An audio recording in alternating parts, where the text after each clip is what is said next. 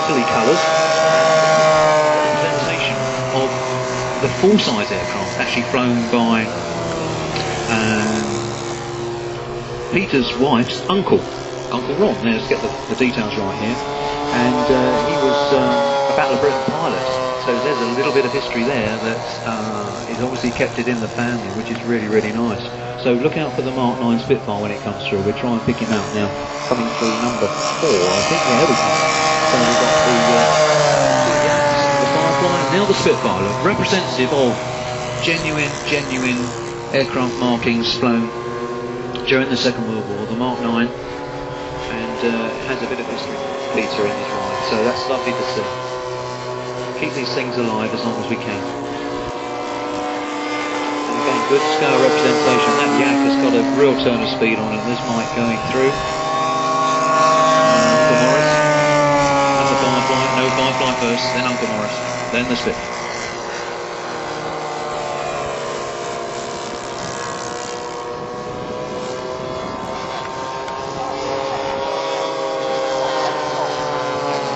Yeah, all this information is coming forward now. So Peter, I'm told, is also a bit of an author, a bit of a writer in his own way.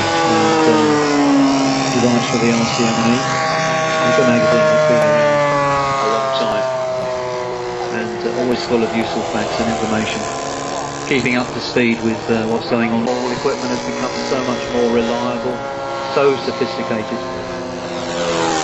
And we tend to forget where it all started. Well, I don't, because I was there. But yeah, it started off with valves, as I remember, and then moved into transistors. Now got all microprocessor stuff and super radio links that they have now. There's a lovely landing from Mike, just a wheeler they call that, and a beautiful touchdown, taxi back.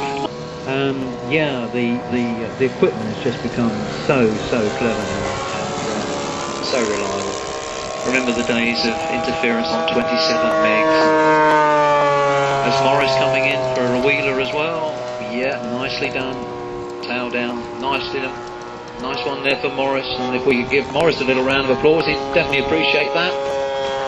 I heard his knees knocking there earlier, you know. Well, was it your knees, Morris? Oh, no, you're okay.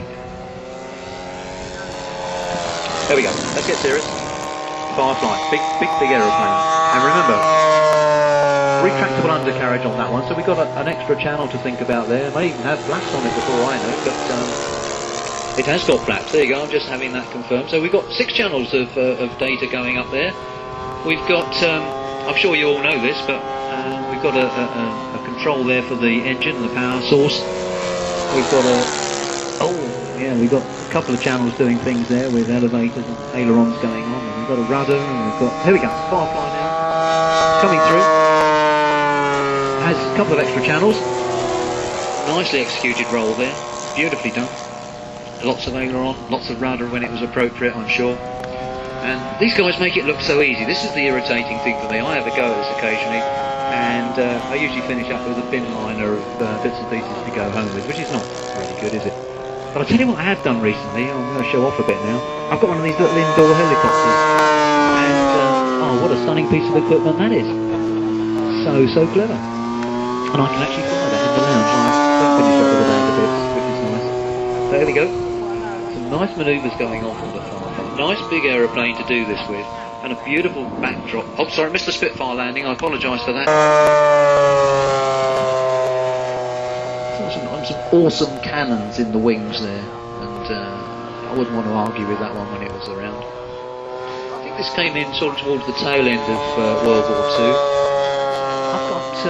I've got Africa in my mind, and Malta and places like that. I think it was that kind of theatre that it got into. I could be wrong.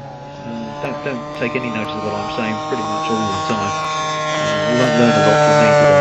But I just enjoy the sights and sounds of the models. If I said to who am I talking to now with the Firefly? I'm talking to Paul, I'm sorry, Paul. If I said to Paul, is it possible to come in for a slow pass with flaps and gear down? Would that be possible? Without, causing yourself a lot of grief, just to show off the extra features that the aeroplane has. We can do it at high level, we can do it at low level. We're not asking for anything too There comes the gear down. Look, that's nice. That's nice. Already we've introduced a bit of drag, so it becomes a bit more difficult to fly. And as we come round this time, we'll see the little flaps pop down, trailing edge of the wing.